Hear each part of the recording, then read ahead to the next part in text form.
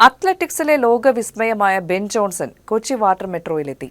കേരള സന്ദർശനത്തിനെത്തിയ അദ്ദേഹം water metro യാത്ര ആസ്വദിക്കാനായാണ് കൊച്ചിയിലെത്തിയത്. ഹൈക്കോർട്ട് ടെർമിനലിൽ നിന്നും ഫോർട്ട് കൊച്ചി റൂട്ടിൽ 1 മണിക്കൂറോളം യാത്ര ചെയ്ത് കായൽ കാഴ്ചകൾ ആസ്വദിച്ച അദ്ദേഹം കൊച്ചിയിലെത്തിയതിൽ വലിയ സന്തോഷം പ്രകടിപ്പിച്ചു. തികച്ചും വിസ്മയകരമെന്നാണ് വാട്ടർ മെട്രോയിലെ യാത്രയെ ബെൻ ജോൺസൺ വിശേഷിപ്പിച്ചത്. ചൊവ്വാഴ്ച വൈകിട്ട് 3:50 വാട്ടർ മെട്രോയിലെത്തിയ ബെൻ ജോൺസനെ Kochi metro managing director Loknath Behra സ്വീകരിച്ചു. വാട്ടർ മെട്രോയുടെ പ്രവർത്തനങ്ങൾ ബെൻ ജോൺസന് വിശദീകരിച്ചു കൊടുത്തു. തുടർന്ന് ഫോർട്ട് കൊച്ചി മട്ടാഞ്ചേരി റൂട്ടുകളിൽ സഞ്ചരിച്ച് കായൽ കാഴ്ചകളും ചരിത്ര പൈതൃകങ്ങളും കണ്ടു മടങ്ങി.